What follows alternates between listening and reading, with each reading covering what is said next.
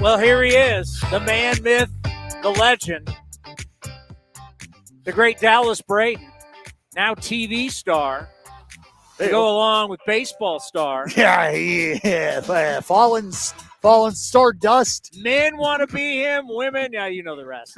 What's happening? Not much, Uncle Tony. How we living? I'm good. You know, actually, it's funny having you and Shooty on, and obviously we'll get to the team, but are you prepared for all that flavor in one day? Well, we've been pumping up fantasy camp. How cool it is, because now we know. Sure. Because we got to see it. And I was telling the story. You got a little taste. It was the first day where, you know, I was saying I've been doing professional sports for a long time, right? So I'm supposed to be this jaded guy.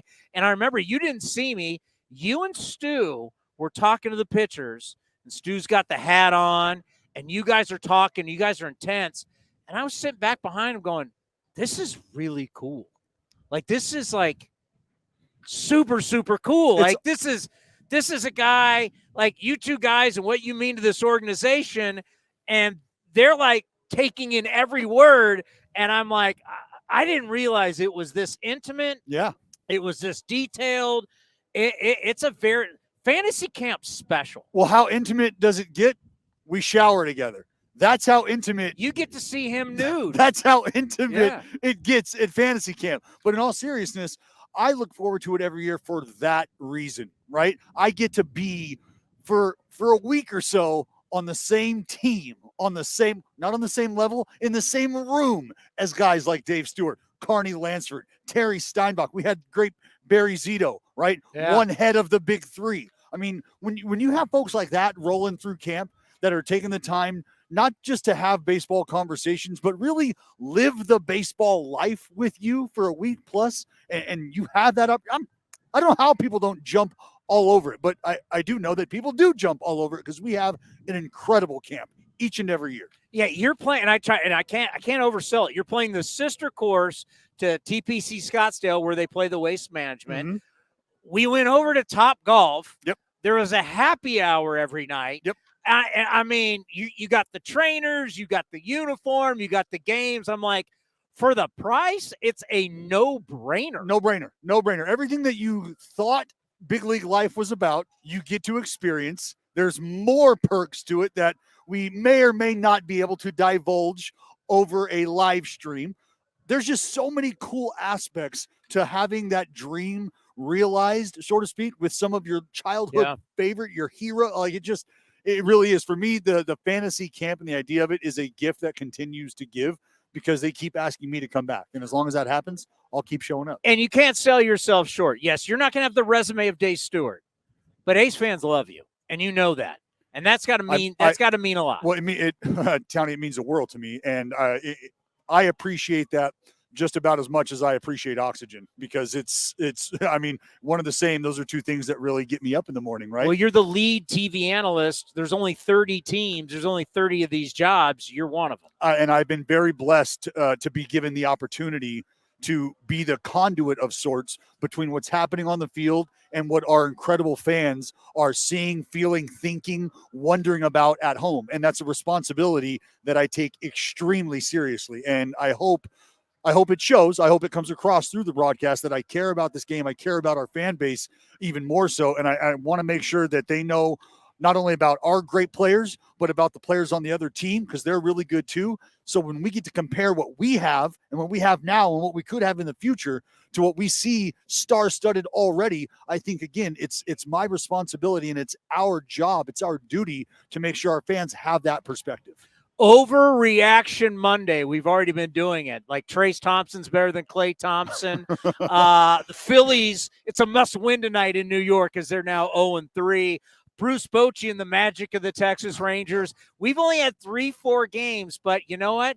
There's a lot of passion. There's a lot of people who are interested in baseball who've been brought back by the new rules, the WBC. We got a lot of momentum. A lot of people having fun with the first 3-4 days. Overreactions, good or bad, on this Monday? My overreaction is I think we're going to see an hour-and-a-half ball game. An hour-and-a-half Can ball it be game. an A's game? Could you Could you when I imagine? when I have like plans later on for like a barbecue, can it be on that day? Could you imagine what that would be? I mean, what happened the other night? You got the Mariners and the Guards squaring off 2 hours and 3 minutes.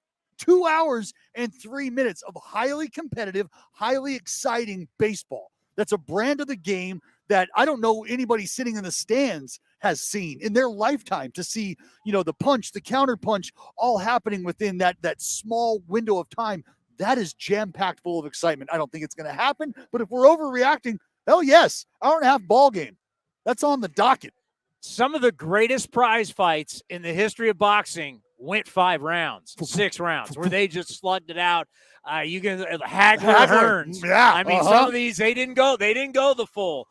For you worked fast. You would have loved this. Loved it. Had no problem with it. What I love that I think I'm seeing happening, two folds on two fronts. One, on the mound, we're seeing guys start to learn how to potentially utilize that clock to their advantage. They know that the guy at the dish has to be locked in at 8 seconds, right? 8 seconds, you, me, locked in, you got to be ready for me. Well, if I know that you got to be there at 8 seconds, I could start to manipulate that time, right? I could start to take maybe I'm ready, you've already stepped out, and here it is, 12, 11, 10.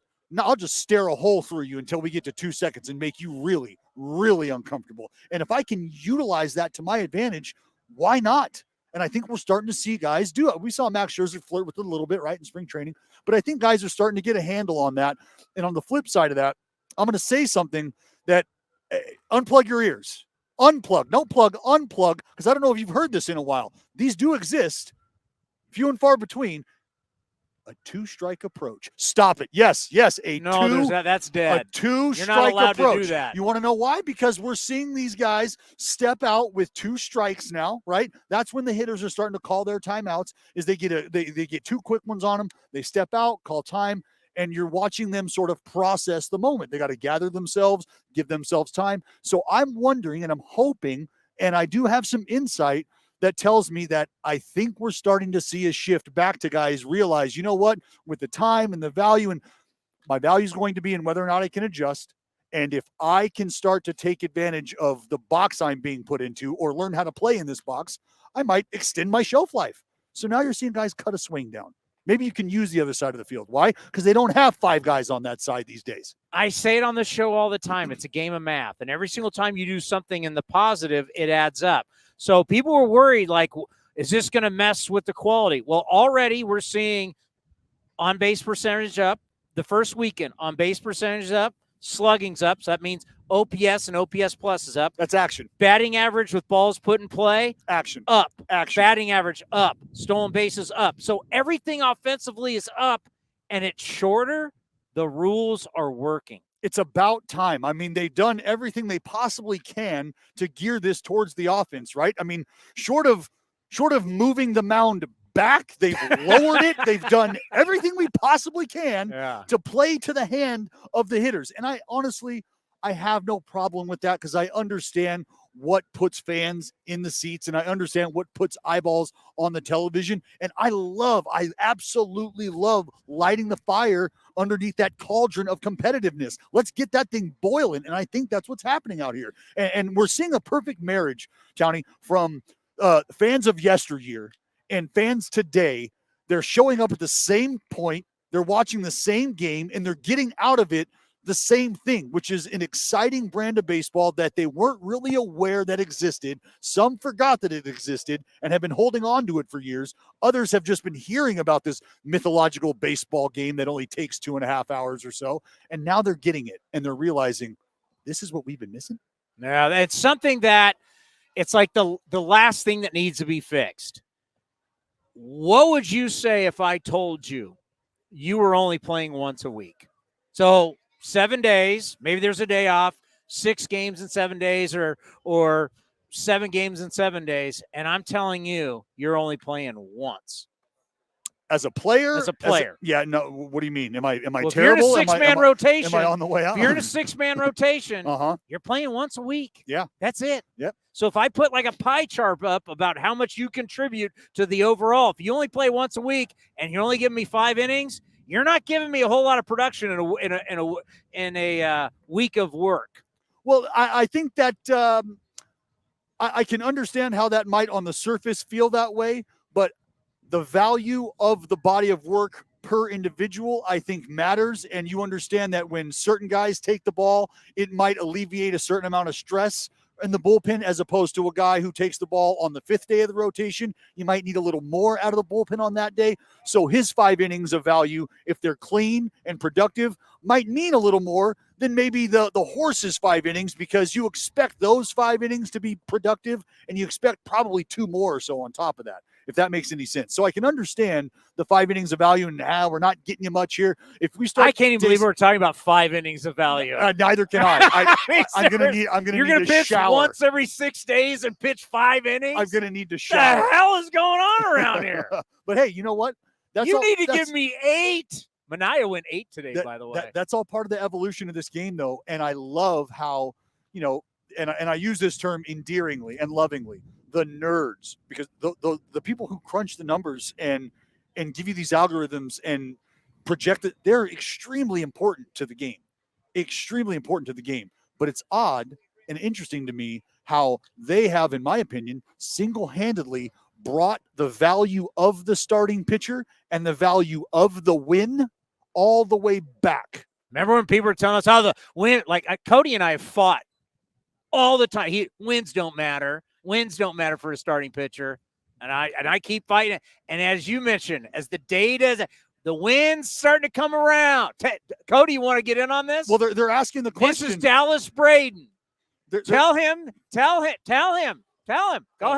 Tell him that wins don't matter. Wins don't matter. Wins don't matter. Wins don't matter. So if I got a guy that I'm telling you can roll out there, and when we do, he's going to give you a chance to win roughly 15 to 18 ball games. You're not interested in that? I'm interested, but what if he doesn't win the 15 games? No, I just told you that he is. 15 to 18 times. We've got a guy based on what we think he's going to do. According to the data. And win baseball games. Yeah, you'll take that. You would love that. And then I'm telling you, because you have that guy, some of the other guys down there in the bullpen that you would really rely upon to win 2 of the 3 games out of that series, you're not going to have to use 2 of those guys, because we're going to be in the bonus. We're going to be on the plus side of his ball games. So you're only going to have to use the setup, the bridge, 8 and 9. That would be a dream if that actually happened anymore. And you would be, if you were a GM, let me ask you this. Would you be looking to identify guys that might provide you with that productivity? Yeah. Would you be circling those guys and maybe putting them in a category all their own and say, if we can target these guys, this would be great, maybe a 1A sort of target. But if not, then we can look and see how we can mix and match and roll out guys who give us matchups through 5. We've got a good bullpen, and now we're already getting away from the value of what this guy going 7, 8 gives us. Yeah, I think that's what's happened in baseball, though. Is teams are valuing the guys that can go 5. Oh, no question. And go right to the bullpen. That's why, I always use DeGrom as the outlier because he's the outlier, but the guy would go 5 innings and go 2 runs, and the Mets would lose 2-1. Mm-hmm. And then everyone's like, well, he didn't get the win, so he's not any good. No, he won 5 innings, struck out 12 guys. And I want to get in on this because, where I've just crapped on him lately. I said, let's use an outlier. Let's use Ohtani. Ohtani won 15 games last year. Mm-hmm. In those 15 games, he had a 0.66 ERA. Ohtani lost 9 games. You know what his ERA was in those 9 losses? 2.5. 6 point something. Oh.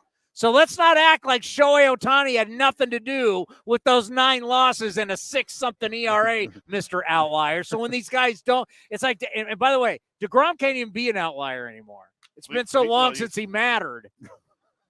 So the reason why I'm this way, and Chris has mentioned it plenty of times, it's because of fantasy baseball. Sure. It's a fantasy baseball thing. Uh-huh. From all the years I did fantasy baseball, I didn't care if a guy didn't get a win as long as he got strikeouts, whip, quality starts. And all, you know what? The stuff that we get 10 points in my fantasy league for a pitcher dub. We value Can the I hell join out of that it. league? We value the hell out of it. we did a draft, and I literally drafted a guy. I projected to have the team with the least amount of wins in our league. Yep. Every other pitching category, I'm like right there, wins. I'm dead last. By the way, who's in first place? I believe you are. Oh, okay. Weird.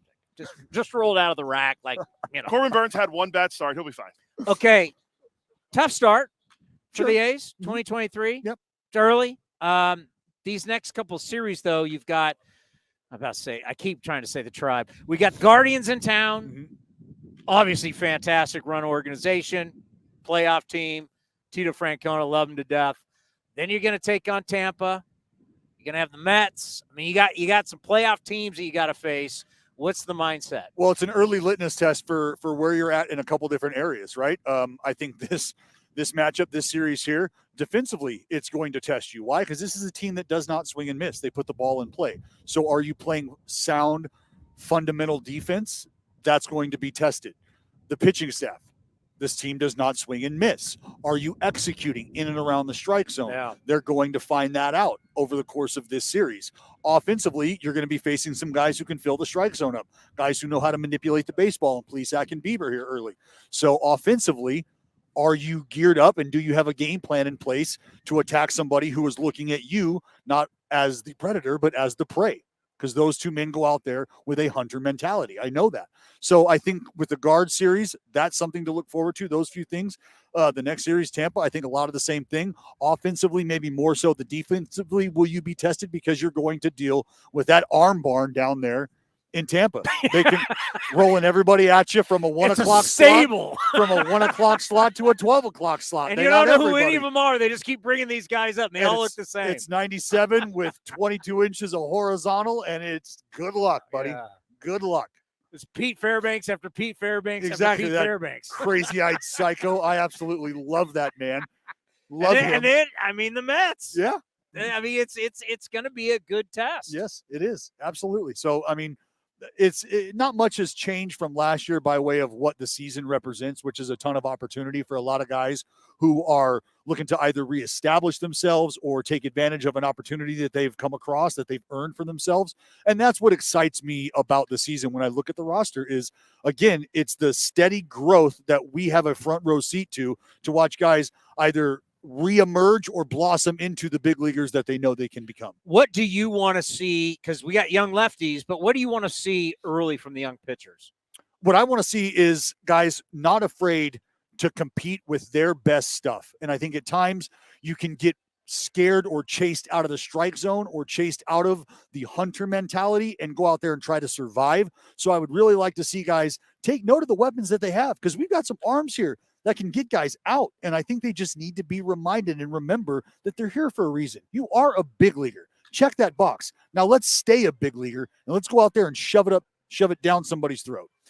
You know, a lot of people don't think about broadcasters as having egos because you're watching them on TV, you're listening to them on terrestrial radio or streaming on A's Cast, and you don't always know the dynamic. And some guys have such a big ego, they don't want the other guys to shine.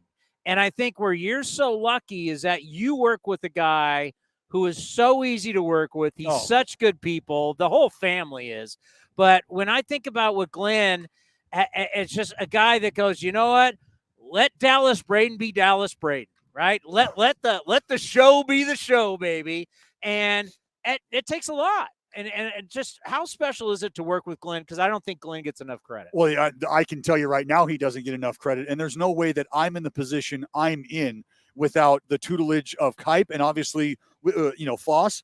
But to have a guy like Kipe who is, I mean, as professional and silky smooth at what he does as it gets, there is none better. And I know that there's a fella across the bay with the same last name who's done a pretty good job all his own. So it's in the DNA. But to have a guy like Kipe quarterbacking for me and letting me run deep and letting me go up and get it and try to make a play, it all starts with the trust that he has in me. And really the trust that I think our whole crew, as you mentioned, our whole family has in Kipe to steer that ship and kind of let us be a couple of pirates having fun.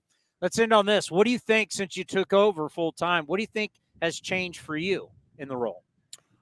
I don't know that much has changed. I think maybe I've put more pressure on myself to try to do a better job, to try to make sure that the fans that are spending time with us get everything that they deserve out of spending 2.5, maybe 3+ hours watching a ball game. They should learn a little about their team. They should hear a story or two about what it's like to be in the big leagues, what it was like to be terrible in the big leagues. I'll take care of that. and what we've got in front of us and what the league is all about and the state of baseball. So I think if anything, I probably put more pressure on myself to do a better job of that because I believe our fans truly deserve that. And you guys have had a great thing going, and I want to keep my job, so I got to bring up Delaire and what he does for you guys also, as he's our boss also. I mean, just to give you some insight on Delaire, this is a guy who, he keeps up with me in the offseason, but he called me, he shoot me a text, and he said, hey, got you a Christmas present, and we got a telestrator, Downey. We have got a telestrator for our broadcast. Now I've been dipping the pinky toe in there, trying to figure it out, easing in there. You got to go all John Madden. Yeah. And here's the turkey, and then boom. Yeah, I just want to make sure that I've got a handle on it. I don't want to mess anything up. So, but that's the kind of guy he is. He's always thinking about how to make that window, our show, this game, how to make it better for the folks who are spending time with us. And when that happens at the very tip top, it resonates and it trickles down. And so I'm just lucky to kind of be in that path. Well, it means a lot every single time you come down. I Always. appreciate it. Thanks for having me.